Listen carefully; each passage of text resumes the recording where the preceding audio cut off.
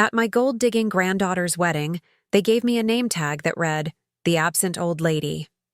I smiled, and as the limousine took me home, they received the bill for the entire party.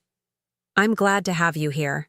Follow my story until the end and comment the city you're watching from, so I can see how far my story has reached. The elegant notes of Pachelbel's canon floated through the air as I stepped into the grand ballroom of the Bellamy Hotel. I had spent 3 hours getting ready for Elsie's wedding, my arthritic fingers struggling with each pearl button on my pale blue dress, the one I'd carefully saved for, setting aside a little from my Social Security checks each month.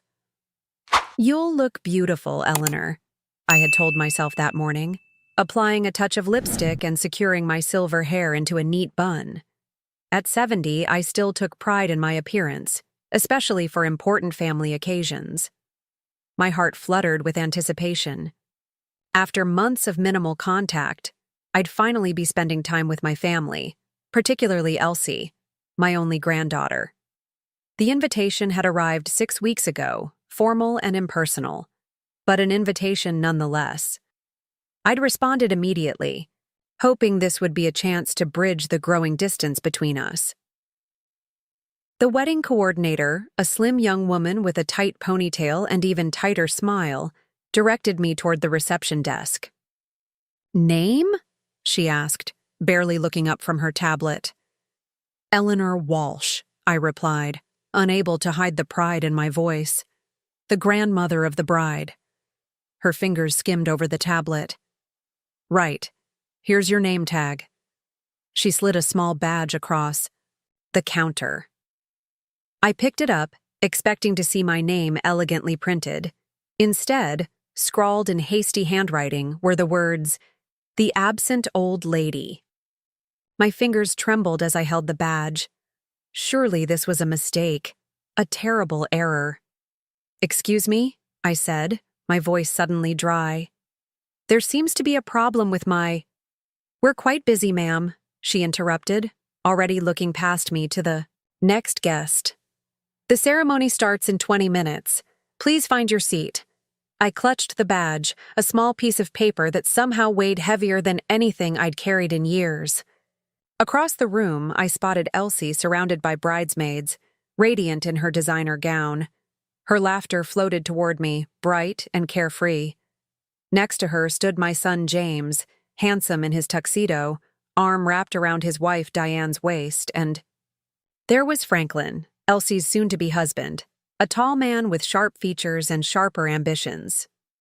I'd met him only twice. Both times he'd barely acknowledged my presence.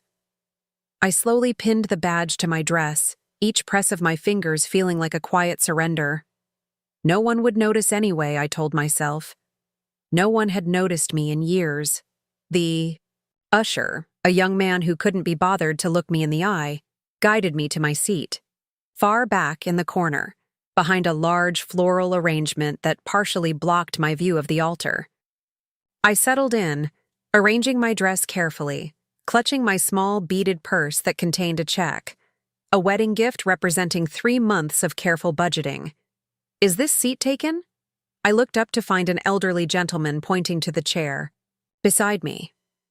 "No, please," I said, grateful for the company. "Herbert Miller," he introduced himself. "Friend of the family?" "Eleanor Walsh," I replied. "I'm Elsie's grandmother." His eyebrows shot up. "The grandmother of the bride? Sitting back here?" I offered a practiced smile, the same one I'd perfected over years of family gatherings where I was more decoration than participant. "It's fine," I assured him, though it wasn't. Throughout the ceremony, I strained to see past the flowers. When Elsie and Franklin exchanged vows, I could only catch glimpses of their profiles. When guests stood to applaud the newlyweds, I stood too, wiping away a tear, not of joy, but of something closer to resignation. At the reception, I discovered my table assignment was equally telling. Table 19, the furthest from the bridal party, populated by distant acquaintances and workplace obligations. The table card labeled it Extended Connections. I watched as James gave his father of the bride speech, reminiscing about Elsie's childhood, stories I'd lived through, moments I'd shaped. Yet not once did he mention my name or my role in raising her during those difficult years after his divorce, when he'd been too busy rebuilding his career to handle a teenage daughter. When dinner ended, I made my way toward the bridal table, gift envelope in hand. Elsie saw me approaching and whispered something to Franklin.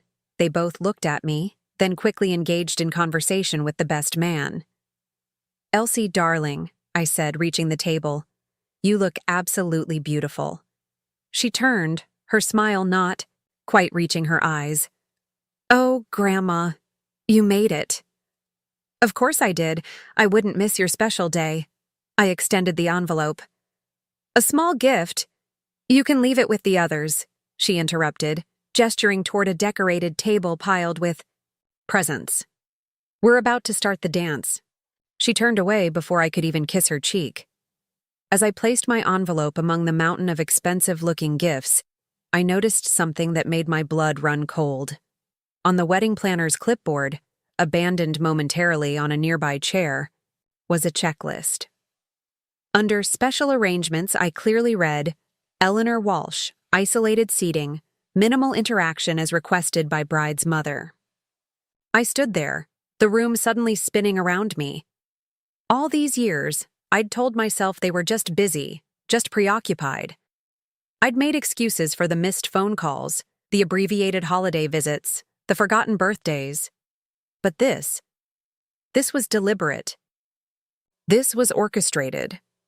And in that moment, something inside me, something that had bent and bent for years without breaking, finally snapped. I found a quiet corner near the coat check and tried to gather my composure. A lifetime of memories crashed over me like waves against a weathered shore.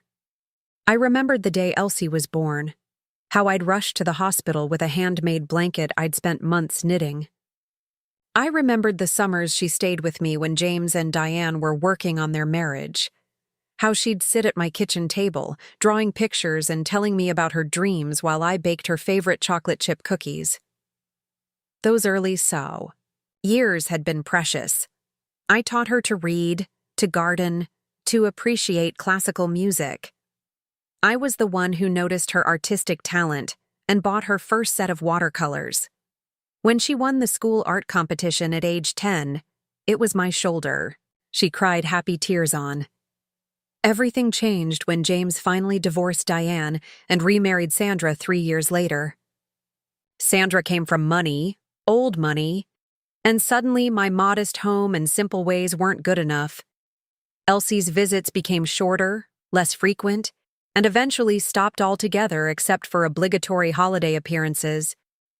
I sold my house when I was 65, the house where I'd raised James alone after my Henry died of a heart attack at 42. James had been only 13 then, and I'd worked 2 jobs to ensure he could go to college. That house held every memory I cherished, but I sold it because James said he needed help with Elsie's tuition at that prestigious private arts academy. "It's an investment in her future, Mom," he'd said. "This opportunity could change her life." I believed him. I would have done anything for that child. The $175,000 from my house sale went directly to Elsie's education fund. I moved into a 1-bedroom apartment on the outskirts of town, telling myself it was cozy rather than cramped, that the constant noise from the highway outside my window was urban ambiance rather than a nuisance. James promised they'd visit every Sunday. That lasted exactly 3 weeks. Then it was once a month, then holidays, then just Christmas, and even that became an abbreviated 2-hour visit where they arrived late and left early, laden with the gifts I'd spent months selecting, though I never saw Elsie wear or use any of them. Standing in that corner of the ballroom, watching the family I'd sacrificed everything for celebrate without me, I realized how completely I'd been erased. "Mrs. Walsh?" A gentle voice interrupted my thoughts. I turned to find an older gentleman in a chauffeur's uniform. "George Miller," he introduced himself. I used to drive for the Hendersons next door to you years ago. George, I smiled, genuinely pleased to see a familiar face. What a small world. I work for Elite Limousine Service now, he explained. I'm assigned to the wedding party tonight. His kind eyes studied my face. Are you all right, Mrs. Walsh? You seem troubled. Something about his sincere concern broke through my carefully constructed facade. Oh, George, I whispered. I don't think I belong here. I showed him my name tag. His face darkened with indignation. That's disgraceful, he said quietly. Absolutely disgraceful. It's been this way for years, I admitted. I just didn't want to see it. George glanced at his watch. My shift runs until midnight, but I'm not scheduled for any pickups for the next few hours. Would you like me to drive you home? No charge, of course. I hesitated, looking back toward the reception where the guests were gathering for the cake cutting, another moment I would watch from the periphery. They won't even notice I'm gone, I said, surprised by the steadiness in my voice. George offered his arm. My car is right outside, Mrs. Walsh. As we walked through the hotel lobby, I spotted the wedding planner deep in conversation with the hotel manager. They were reviewing a document, and I caught fragments of their discussion. Final payment due tonight. Bride's parents' credit card on file. Balance of $42,875. I paused. An idea, small at first, then expanding like ripples in a pond, began to form. In the limousine, settled against the soft leather seats, I asked George, "Do you happen to know who's paying for the wedding?" The bride's parents arranged everything through Elite, he replied. Mr. James Walsh put down the deposits, but the final contracts list both him and the bride as financially responsible parties. I nodded slowly, remembering the conversation I'd overheard between James and Sandra at Thanksgiving. Mom's house money covered most of Elsie's tuition, but we had to tap into our savings for this wedding. Thank God for those zero-interest credit cards. George, I said carefully, how well do you know the management at the Bellamy? Fairly well, Mrs. Walsh. I've been driving their VIP guests for 7 years now. If I wanted to make a change to the payment arrangements for tonight's event, who would I speak with? George met my eyes in the rearview mirror. Are you thinking what I think you're thinking? For the first time that evening, I smiled. A real smile, not the practiced one I'd worn like armor. I'm not sure yet, but I believe I've been absent long enough, don't you? The following morning, I woke to the insistent ringing of my telephone. I let it go to the answering machine, listening as James's voice filled my small apartment, tight with barely controlled rage. Mom, what the hell did you do? The hotel is saying the final payment was canceled and rearranged. They're charging us the entire amount. Call me back immediately. I sipped my tea, watching the morning sunlight filter through my curtains. Another call came in. Sandra this time, her voice shrill and demanding. After my conversation with George, last night I'd asked him to take me to the hotel's billing office. The night manager had been skeptical at first, but after I'd shown him my ID and explained that I wanted to remove the complimentary grandmother contribution from the wedding costs, he'd understood. Family disagreement? He'd asked discreetly. Family. Clarification, I'd corrected. My phone rang again. Elsie now, leaving a tearful message about how Franklin's parents were horrified, how their honeymoon might have to be canceled. How could I do this to her on her special day? I thought about my name tag, about my seat behind the flowers, about minimal interaction as requested. I thought about my house, about the educational fund, about all the Sundays I'd sat waiting for visitors who never came.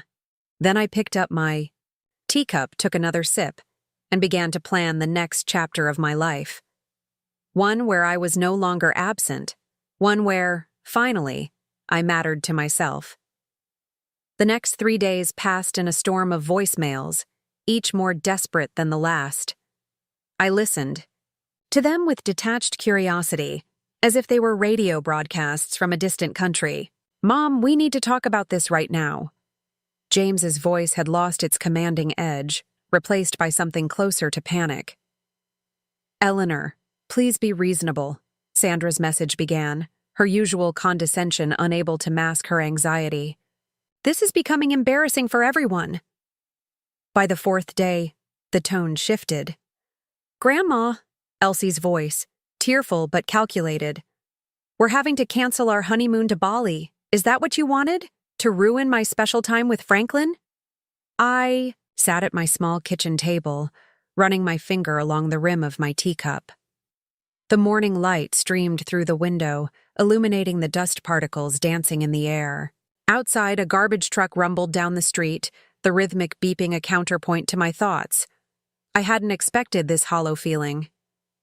In movies, revenge is always sweet, satisfying, but all I felt was emptiness and the faintest flicker of resolve. My doorbell rang, startling me from my reverie. Through the peephole, I saw James shifting impatiently in the hallway, his expensive watch glinting as he checked the time. Sandra stood beside him, arms crossed, her face set in lines of displeasure. I considered not answering, but some habits die hard. I'd never been able to turn my son away, even when he'd all but abandoned me. "Mom," James began the moment I opened the door, not bothering with a greeting. "This has gone far enough. You need to fix this." I stepped back, allowing them into my apartment. Their eyes swept over my modest furnishings with poorly concealed disdain. "Would you like some tea?" I offered, more out of ingrained politeness than genuine hospitality. "We don't have time for tea," Sandra snapped. "Do you have any idea what you've done?" I settled into my armchair, gesturing for them to sit on the sofa. James remained standing, hands thrust into his pockets. I simply clarified the financial arrangements, I said calmly. As the grandmother of the bride, I was expected to contribute. But as the absent old lady, I felt my contribution should be absent as well. James's face flushed. "What are you talking about?" I crossed to the sideboard where my purse still sat from the wedding night. From inside, I withdrew the name tag and placed it on the coffee table between us. Sandra's eyes widened slightly before she looked away. James picked up the badge, confusion creasing his brow. "This must have been a mistake," he said, but there was uncertainty in his voice. "Was it also a mistake to seat me behind the floral arrangement?" I asked. "Was it a mistake when the wedding planner's notes specified minimal interaction with me?" Sandra's gaze darted to James, a silent warning passing between them. "We didn't," James began. "Please don't lie to me," I interrupted, my voice soft, but firm. "I've had enough lies over the years, enough promises about Sunday visits that never happened, enough assurances that the money from my house was being well spent." The silence that followed was deafening. "Mom," James finally said, his tone slipping into the one he used for difficult clients. "I understand you're upset, but this reaction is completely disproportionate. The hotel is demanding $42,000 immediately. We don't have that kind of liquid cash right now. I sold my house for $175,000, I replied. Every penny went to Elsie's education because you said it was an investment in her future. Where did the rest of the money go, James?" He shifted uncomfortably. "That's not relevant right now." "It's entirely relevant," I countered. "That money was meant for my retirement. Instead, I live here." I gestured to the apartment, the water stain on the ceiling, the radiator that clanked all winter. "While you and Sandra have a 5-bedroom house in Oakwood Hills, while Elsie has designer clothes and European vacations." Sandra stood abruptly. "We didn't come here to be interrogated about our finances. We came to resolve the hotel situation." I looked at her, really looked at her. This woman who had systematically removed me from my son's life, from my granddaughter's life. "The situation is already resolved," I said. "The hotel will be paid in full by the responsible parties, as per the contract." "We can't afford this right now," James exploded. "The business is going through a transition, and with the down payment on Elsie and Franklin's condo—" He stopped, realizing what he'd revealed. "You bought them a condo?" I asked, the final piece falling into place. "That's where my house money went." The silence confirmed my suspicion. "Get out," I said quietly. James's expression shifted to disbelief. "Mom, you can't be serious." "I've never been more serious," I replied, standing. My knees protested, but I ignored the pain. "Get out of my home." "This isn't over," Sandra warned as I opened the door. "You're right," I agreed. "It's just beginning." After they left, I sat trembling in my chair for a long time. Standing up to them had cost me more than they could ever understand.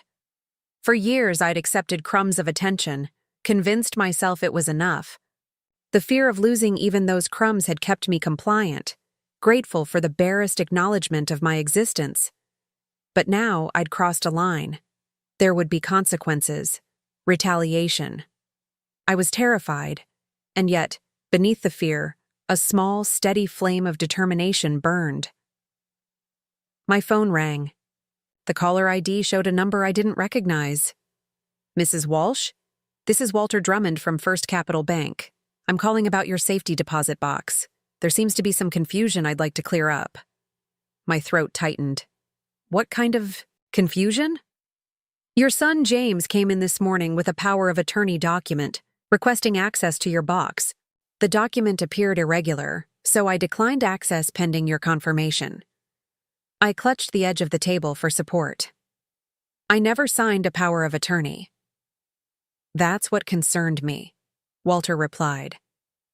"Would you be able to come to the bank today to review the document?" An hour later, I sat in Walter's office, staring at a power of attorney form that bore what appeared to be my signature. A reasonable facsimile, but not my own distinctive hand.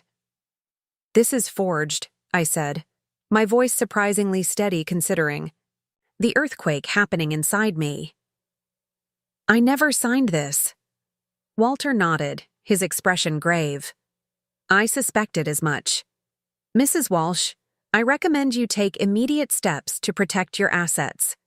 If they're attempting this, there may be other vulnerabilities we should address."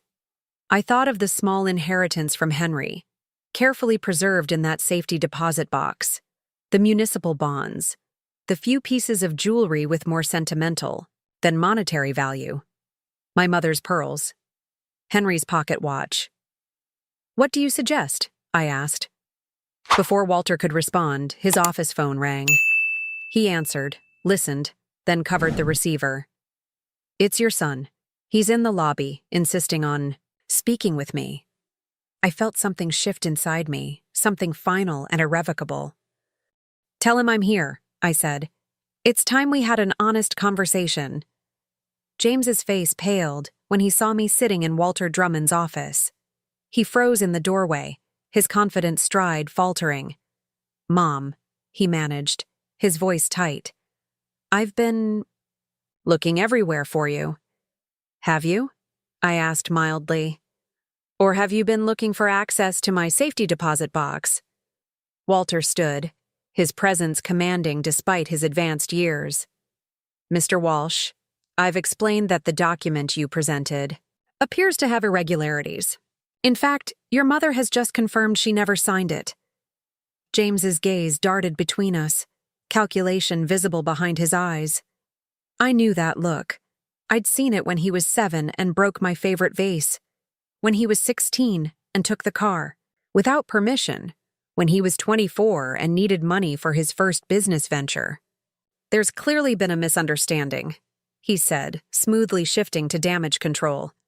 "Mom, we discussed this a few months ago, remember? After you had that fall? I hadn't fallen.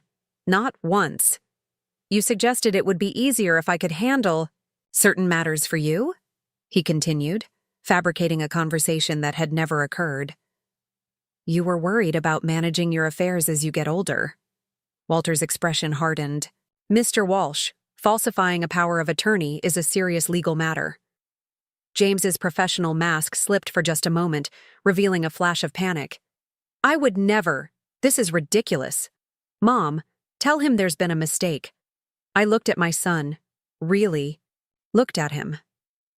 The expensive suit that couldn't quite hide his spreading middle. The carefully maintained hair hiding the first signs of recession. The manicured nails and designer watch. When had he become this person? This stranger who would forge my signature to gain access to my modest assets? The only mistake, I said quietly, was believing you still had any respect for me. James's face flushed. That's not fair. I've always. What? I interrupted. Always remembered my birthday. Always included me in family gatherings. Always been honest about where the money from my house went. The silence that followed was deafening. Mrs. Walsh, Walter said gently, would you like me to call security? I shook my head. No, but I would like to make some changes to my accounts. James took a step forward. Mom, you're overreacting. Let's discuss this at home.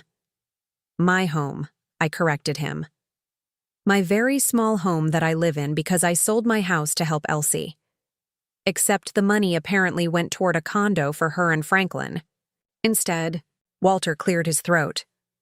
Mr. Walsh, I need to speak with your mother privately. I'll have to ask you to leave. She's confused, James protested. She's getting on in years and sometimes. I'm 70, not senile, I said sharply. And I've never been clearer about anything in my life. Leave now, James, or Mr. Drummond will call security. After a tense moment, James straightened his jacket and headed for the door. This isn't over, he said, an echo of Sandra's earlier threat. No, I agreed. It isn't. After he left, Walter turned to me with concern. Mrs. Walsh, I strongly recommend we take immediate steps to secure your finances. For the next hour, Walter helped me revoke all existing signatory privileges James might have had on any of my accounts. We changed passwords, security questions, and access protocols. Walter even suggested a small local law firm specializing in elder protection. It might be wise to speak with them, he advised. Given the attempted forgery, there could be other vulnerabilities we haven't identified. I nodded, feeling both empowered and exhausted. Thank you, Walter. I don't know what would have happened if you hadn't called me. His kind eyes crinkled at the corners. I've been a banker for 43 years, Mrs. Walsh. I've seen families at their best and at their worst. Unfortunately, money often brings out the latter. As I gathered my purse to leave, Walter hesitated. Mrs. Walsh, Eleanor, may I ask what you plan to do now? I considered his question. I'm not entirely sure, I admitted. But for the first time in years, I'll be making my own decisions. Outside the bank, I stood on the sidewalk, momentarily overwhelmed by the busy street, the pedestrians rushing past, the endless possibilities stretching before me. For so long, my world had contracted to a small apartment and occasional, uncomfortable, family gatherings where I was tolerated rather than welcomed. Now, suddenly, I was free from expectations, free from the desperate hope that someday my family would see me, really see me. But freedom, I was discovering, could be terrifying. My phone rang. Sandra again. I silenced it without a second thought. Instead, I called a number I hadn't used in months. Hello? A warm, familiar voice answered. Helen, I said, my voice catching slightly. It's Eleanor. I was wondering, is your offer to visit still open? Helen had been my closest friend for 40 years before moving to Maine 5 years ago to be near her daughter. She'd invited me countless times to visit, but I'd always declined, worried about being away in case James or Elsie needed me. Eleanor, Helen exclaimed. Of course it's still open. I've been saving your bedroom for ages. When can you come? For the first time in days, I felt myself smile, a genuine smile that reached all the way to my eyes. How about next week? I suggested. Later. That evening, as I packed a small suitcase for my visit to Helen, my doorbell rang again. This time, it was Elsie standing in the hallway, her eyes red-rimmed, her expression a practiced mixture of hurt and indignation. "Grandma," she began, her voice trembling slightly. "We need to talk." I held the door open, allowing her into my apartment. Unlike her parents, Elsie at least had the decency to hug me, though it felt perfunctory. "Would you like some tea?" I offered. She shook her head. "I can't stay long. She took a deep breath. "Grandma, Franklin and I had to cancel our honeymoon because of what happened with the hotel bill. Dad says you're refusing to help." I studied my granddaughter, this beautiful young woman who had once sat at my kitchen table coloring pictures and telling me her dreams. When had she become so entitled? When had gratitude been replaced by expectation? "Elsie," I said gently, "do you remember your name tag for me at the wedding?" She looked momentarily confused. "What name tag?" "The one that said the absent old lady," I reminded her. "The one that ensured I knew exactly what you all think of me?" Her cheeks flushed. That wasn't—" "Please don't lie to me," I interrupted. "I saw the wedding planner's notes about minimal interaction as requested by the bride's mother. I know I was deliberately sidelined." Elsie sat down heavily on my sofa, her designer purse sliding to the floor. "Grandma, you don't understand." Sandra thought. "I understand perfectly," I said. "And I've made my decision. The wedding costs are your responsibility, as outlined in the contract your father signed. But the honeymoon is a luxury, not a necessity," I finished for her. "Perhaps you could use the down payment on that condo your parents bought you." Her eyes widened. "How did you know about that?" "I just found out today.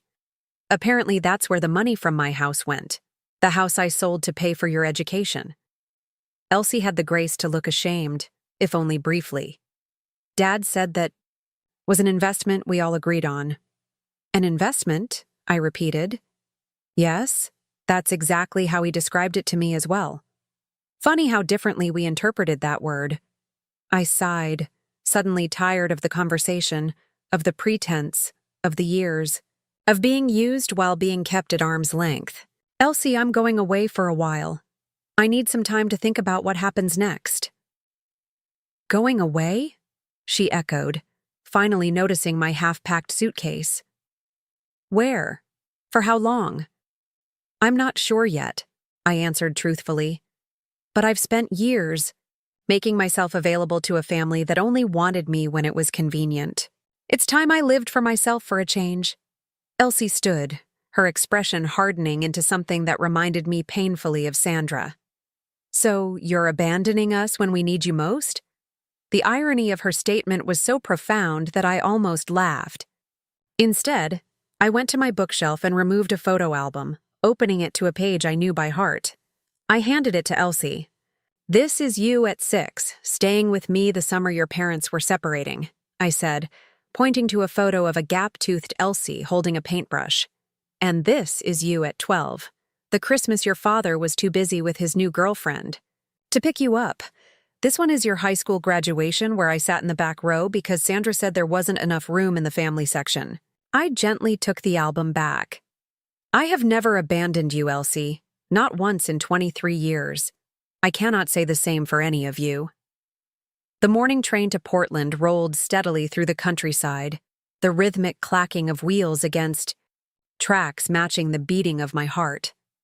I gazed out the window, watching small towns and verdant fields pass by. Each mile increased the distance between me and the remnants of a family that had treated me as an afterthought. I had left before dawn, leaving no forwarding address, no note explaining my absence.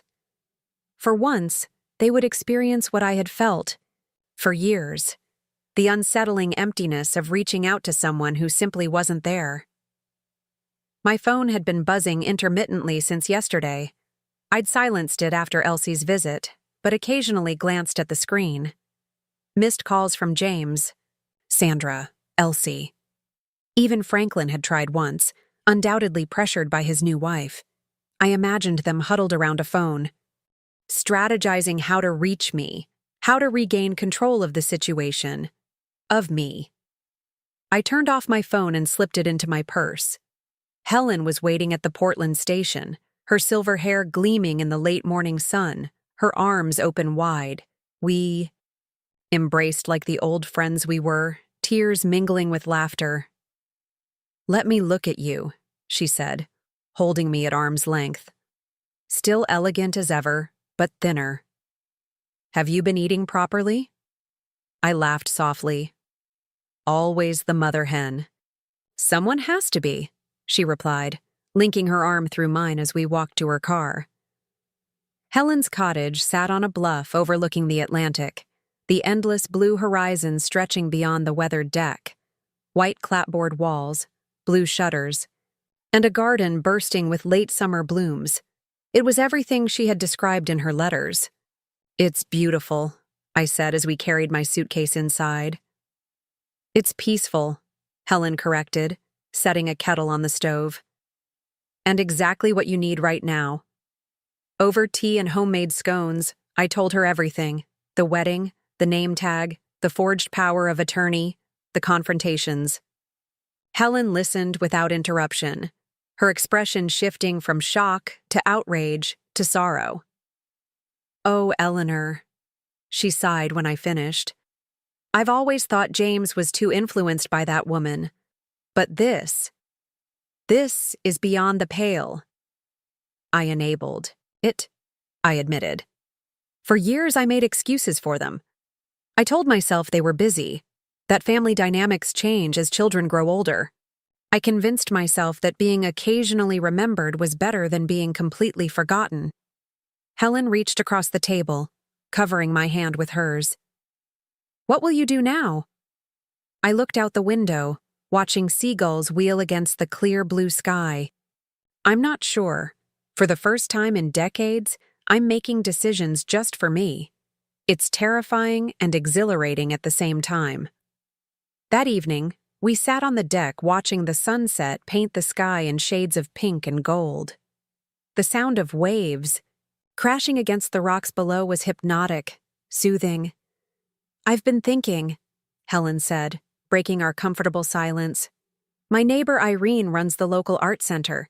They're looking for someone to teach beginner watercolor classes a few afternoons a week. It's nothing fancy, mostly retirees and summer visitors, but—" "I haven't painted in years," I interrupted gently. "But you were good, Eleanor. Remember that summer in Provence after Henry died? Your landscapes captured something special, a quality of light, a sense of peace." I smiled at the memory.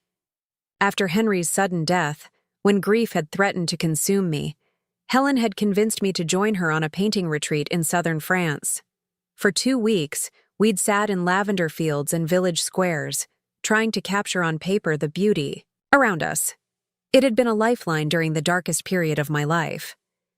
"I'm not sure I remember how," I confessed. Helen laughed. "It's like riding a bicycle. Besides, the position pays.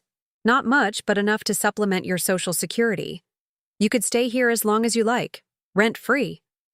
"Helen, I couldn't impose." "It's not an imposition," she insisted.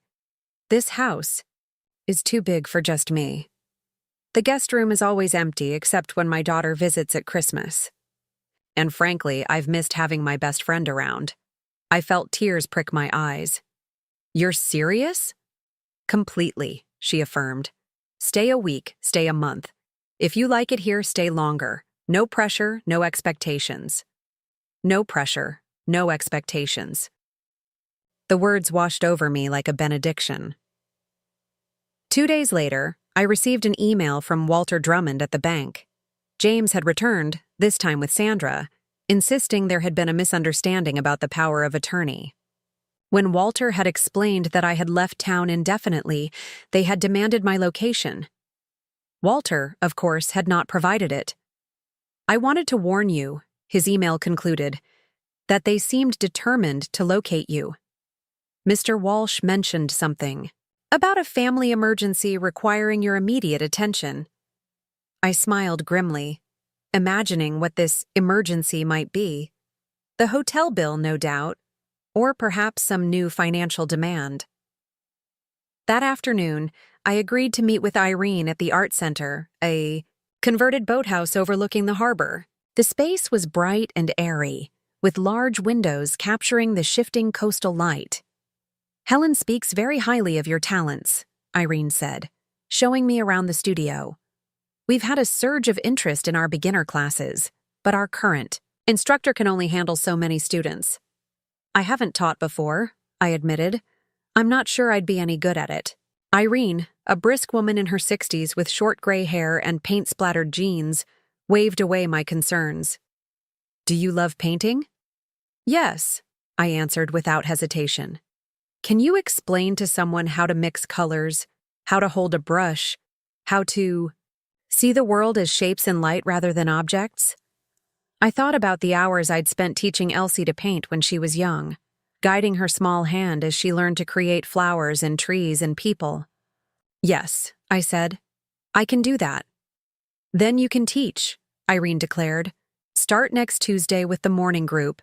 They're mostly retirees, very forgiving of first-time instructors."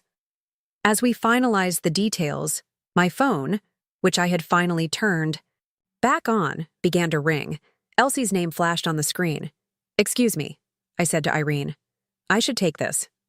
Stepping outside, I answered the call. "Hello, Elsie. Grandma."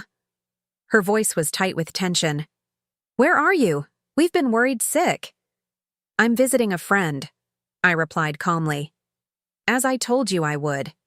Dad says you emptied your accounts and disappeared," she accused. "He says you're having some kind of breakdown." I laughed, the sound carried away by the salt breeze. "I'm not having a breakdown, Elsie. I'm finally putting myself first." "But what about the family? What about the hotel bill?" I finished for her. "Or is there another financial emergency I'm supposed to solve?"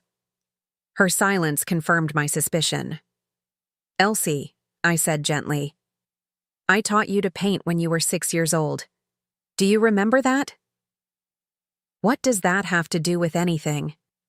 she asked, frustration evident in her voice.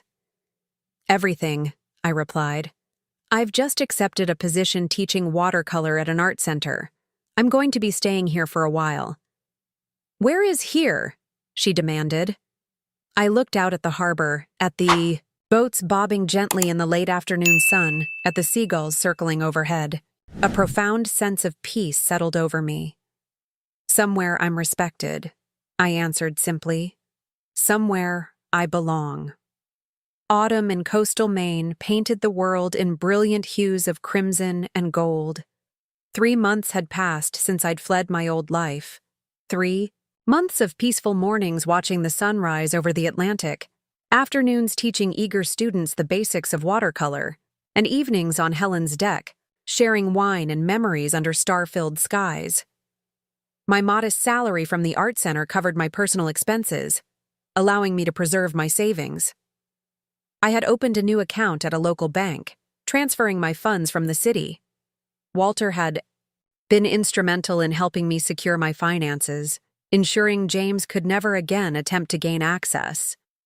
The calls from my family had grown less frequent as weeks passed. James had left increasingly angry voicemails, his frustration evident in every clipped word. Sandra had tried a different approach, leaving saccharine messages about how much everyone missed me, how Elsie was suffering without her grandmother's guidance. Only Elsie's calls held any note of genuine concern, though even those were tinged with self-interest. I'd answered only a few, keeping the conversations brief and vague about my whereabouts. Each call had ended the same way, with inquiries about when I'd come to my senses and return home to help with the outstanding wedding costs. It was a Tuesday morning in late October when Helen entered the kitchen, her expression troubled as she handed me the local newspaper. "You might want to see this," she said quietly. There, in the real estate section, was a small but eye-catching advertisement. Historic Maine cottage for sale, ideal vacation home or retirement property. Lovingly maintained for generations, this charming seaside residence boasts original details and spectacular ocean views. Contact Walsh Properties for details. Below the text was a photograph of my parents' old summer cottage, the one they had left to me, the one I had carefully maintained over decades despite rarely being able to visit. The cottage that, until that moment, I had almost forgotten I owned. My hands trembled as I set down the paper. "This isn't possible," I whispered. "I never authorized this. The property is in my name alone." Helen's concerned gaze met mine. "The contact information." "Walsh Properties," I confirmed. "James's real estate development company." I immediately called my bank in the city. Walter wasn't available, but his assistant promised he would call back as soon as possible. Next, I contacted the local clerk's office in the main county where the cottage was located. "I need to verify the current ownership of a property," I explained, giving them the address. After a brief hold, the clerk returned with troubling news. According to our records, ownership of that property was transferred 3 weeks ago to Walsh Properties LLC.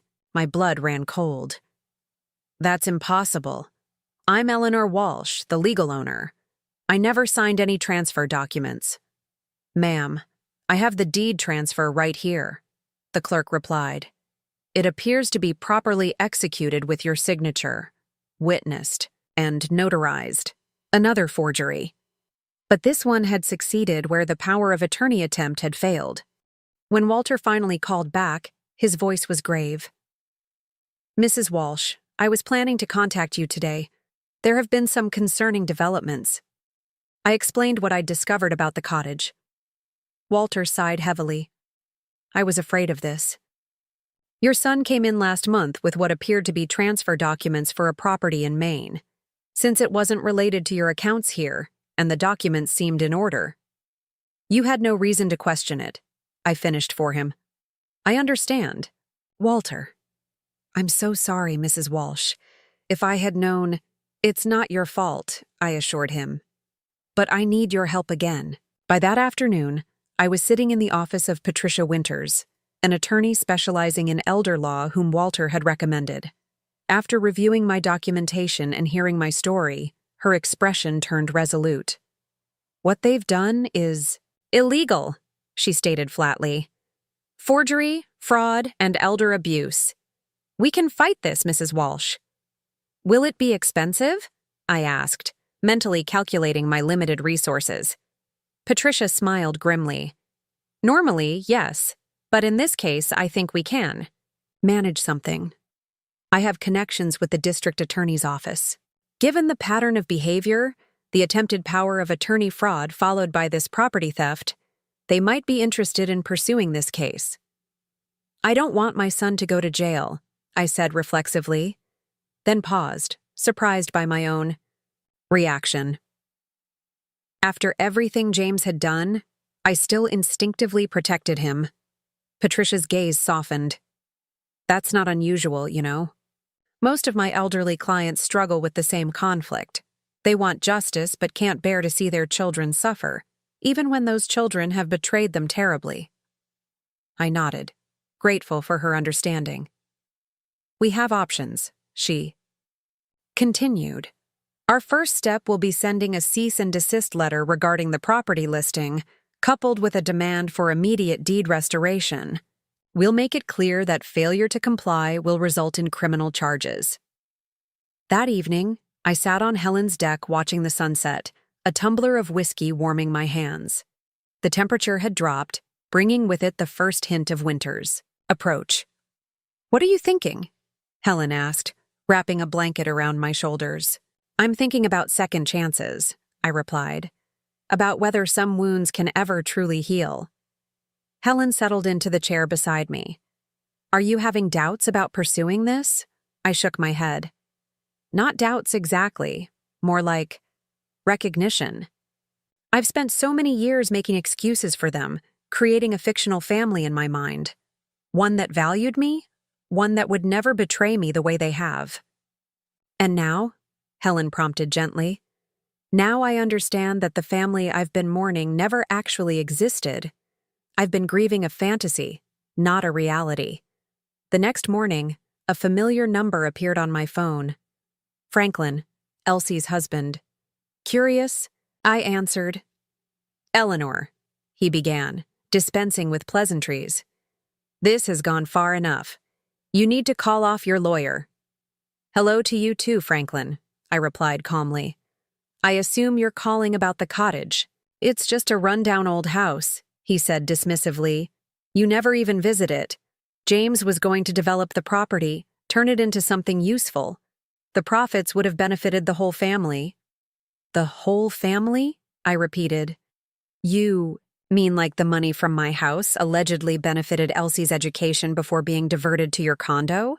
Franklin's tone hardened. That's ancient history. The point is, this legal action is an overreaction. No one wants to see the family reputation damaged by a public legal battle. Ah, there it was, the real concern. Not the cottage itself, but the potential scandal of fraud charges against James Walsh, respected businessman and community leader. If James returns the property and ceases all attempts to access my assets, I'll consider dropping the matter, I offered. That's not reasonable, Franklin countered. The listing already has interested buyers. Contracts are being prepared.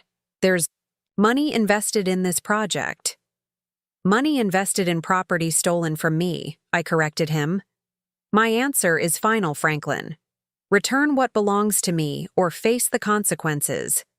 After hanging up, I felt an unfamiliar sensation bubbling up from my chest, something between laughter and exhilaration. For 70 years, I had been the peacemaker, the one who compromised, the one who sacrificed to maintain family harmony.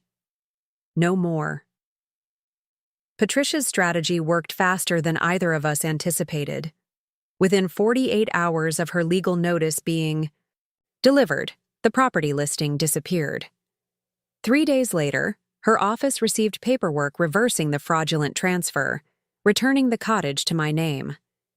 They blinked, Patricia informed me triumphantly. They knew they couldn't win this one. I should have felt relieved, victorious even. Instead, I felt hollow. The cottage was mine again. But at what cost? The final illusion that my family might someday change, that they might someday truly see me. That was gone forever. That evening, I called Elsie one last time. Grandma, she answered, her voice carefully neutral. Are you finally coming home? No, Elsie, I replied gently. I'm calling to say goodbye. There was a pause, then a sharp intake of breath. What do you mean, goodbye? I mean that after 70 years of giving everything I had, my home, my savings, my time, my love, and receiving so little in return, I'm finally choosing myself. Because of the cottage? She asked, a note of disbelief in her voice. We've apologized for that. Dad made a mistake. It wasn't a mistake, I interrupted. It was a deliberate attempt to steal my property, just like the forged power of attorney was a deliberate attempt to steal my savings. Grandma, please. I've made my decision, Elsie. I've instructed my attorney to update my will. The cottage, my savings, everything I own will go to the local art center here in Maine. They're establishing a scholarship program for young artists who can't afford formal training. Silence stretched between us, heavy with unspoken words.